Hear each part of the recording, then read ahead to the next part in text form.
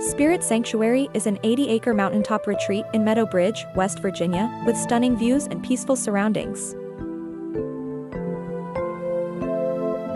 The 8 unique cabins, built from 1960 to 2004, are more than just structures. They are works of art, designed to inspire and enrich. Key features include a stone tower with a lookout, a 2-story log cabin lodge, and an octagonal dining hall.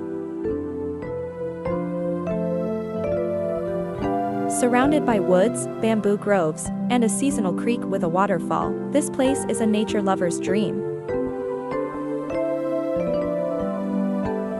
Imagine a private family compound, a hunting camp for your group, or a wellness and artistic retreat center. Whatever your dream, Spirit Sanctuary offers the perfect setting to make it a reality. Heat sources range from propane stoves to antique wood stoves, ensuring comfort year-round in the peaceful, remote setting.